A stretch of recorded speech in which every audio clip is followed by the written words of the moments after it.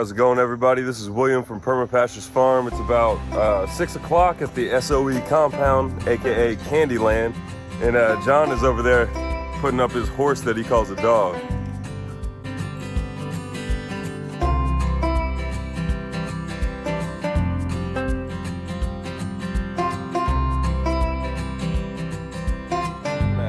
Today we're going to be installing a swale, or marking it out for the future installation will actually be a festival, correct? Yep. Yes. We have dates for that? Yeah, it's like end of July. All right, end of July. Fast. It's going to be hot too. It is good.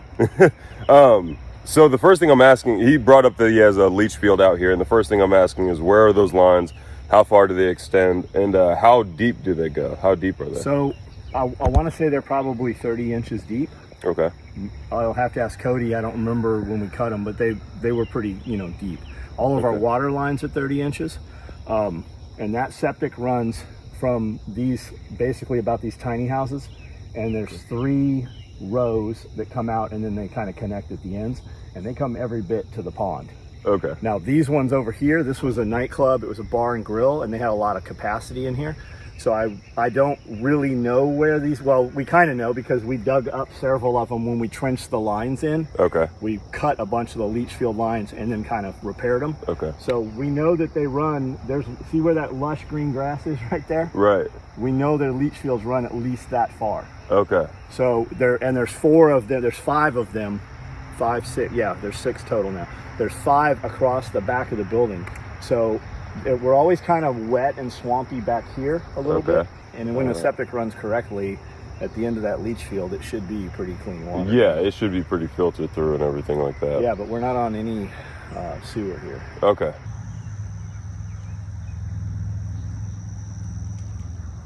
All right, so John, we're over here walking through his property and figuring out where we're going to put these swales, and then John just dropped some wisdom, a whole boatload of wisdom for people my age in particular. What were you saying, John? What I was saying was, we were talking about instant gratification and people that don't really want to do hard work in the prep. They want to just buy things, and it gives them a false sense of security, and it also releases dopamine. When you buy things and you get new shiny things, and then those are collectors, not preppers, right?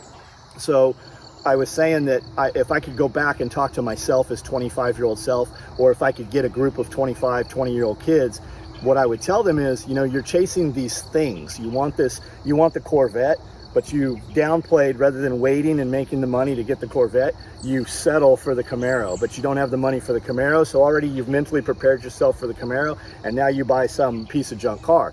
And then you put thousands of dollars in it, putting rims and tires and a turbo, and really it's added no value. You couldn't sell it for the money you have in it. And what I would tell kids is, and it's not what they want to hear, because they've been sold on the materialism and the marketing, and Chevy and Ford and everybody's done these great commercials and they've spent a lot of money on this. What I said was, buy a car that comes with a warranty, and they do the oil changes, they do the tire changes. You roll in there every 6 months, 2 years, you give them the car back, you grab another one. And I know we're not supposed to take on debt, but if you did that, you would have a ton more money to build up and buy property. And then you could take that property, Airbnb it, develop the property, flip the property, sell the property, or just amass the property and buy more properties next to you. And that's just it, right? If your family is not buying property right now that you're going to inherit, you're probably not going to have any, because we're not telling kids this. If we taught kids in school just simply how to use Excel and how to figure out what their payments with interest are going to be, most people would never go to college. They would see that by the time they've gotten out of college and done their practices and they're actually ready to operate, they're 35 years old, they owe so much debt, they're not even going to pay it off till they're 50 years old. And what are those? The best years of your life, right? So if you could go back, and what I would tell me at 20 is, do everything that I'm doing. Do everything you're doing as though it's important. And if it's not important enough to do it in that manner, you're wasting your time. Don't do it. Find the things that you like to do, that you can do in an important manner and with urgency. And then the rest of your life is going to be awesome. Don't go to college. You're not going to learn that there. All right. So we have a pretty exciting situation going on over here. It's exciting because I don't get to show this very often, but what we have here is a ridgeline pond. It was just improper placement of a pond, kinda, because we can go back and fix it. So we're gonna find the lowest point on this pond here, and we're gonna have a swale coming off, extending that way. Now that swale is going to act as a funnel of water going into the pond, and it's also going to act as an overflow shedding away from the pond, and we can direct exactly where that overflow is going to go by determining the length of the swale and finding the placement of the overflow. So that's what we're going to do. Next step is making a simple A-frame to mark out your swales, just in case you don't have a laser level or anything like that. All right, so now that we've been through the property and got some possible locations for swales, now what we're going to do is start laying them out. And I'm going to show you the most simple way of laying them out using this A-frame method. Now you can hang a pendulum from right there and then go to a level spot. Don't mind the dog over there barking. And then hang a plumb spot, mark a line, and every time whenever you're standing this up, you would mark a plumb line right here. Your pendulum is swinging from right there. And you know it's level whenever your line is hitting your previously marked plumb line. So that's how you would do it, like in a very primitive situation. What we're gonna do is use a level, and you can also use a laser level if you'd like as well. But I'm gonna start over here where we have this question mark.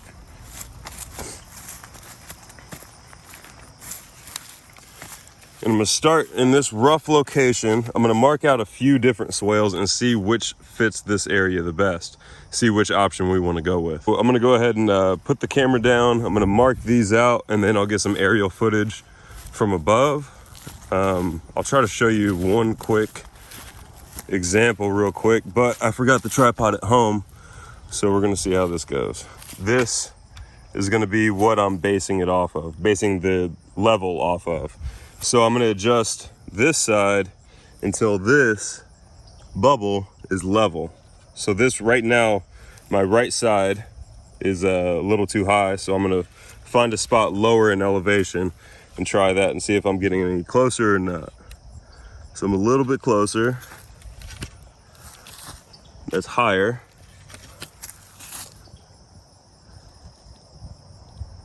That's almost level. Just a little bit closer.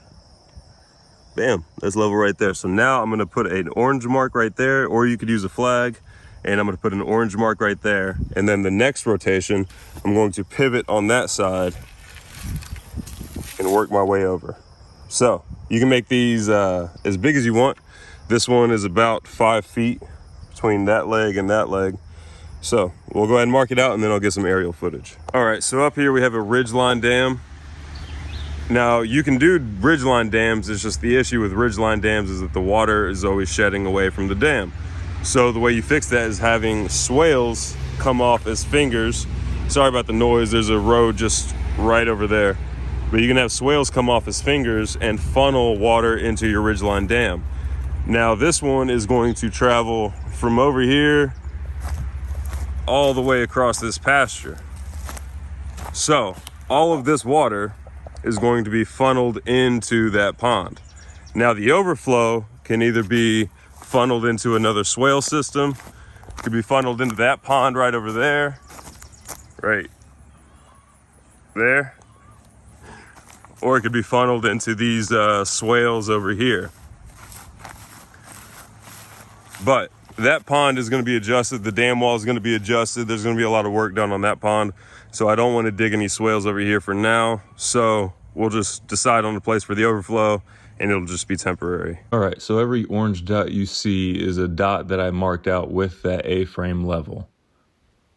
And this line is going to be the basis off every other measurement that we do for this swale. I'm gonna go ahead and outline basically the berm part of the swale real quick. And everything used for the berm is basically going to be excavated from the ditch part that I'll show you here in just a few seconds. I'll use a blue line for the ditch part. Now this ditch part is where all the water is going to be flowing into. That's where it's going to be soaking in. And the mound is where you're going to be planting your trees. If you're in an arid environment, then you would plant in the ditch, but right now we're not. That's also the spillway right there, and every green tree or green dot you see is going to be a tree. There's going to be 9 trees on this swale. Every third tree is going to be a nitrogen fixer, which is indicated with the black dot. Now you'll notice that there is a fruit tree on either side of the nitrogen fixer. And every yellow dot is obviously a fruit tree. The arrows are indicating which direction the water is flowing.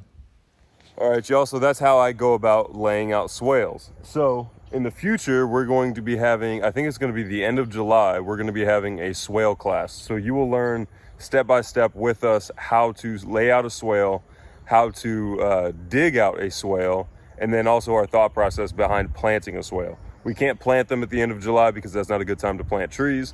So we'll come back at a later date when those bare roots come in and lay out the trees.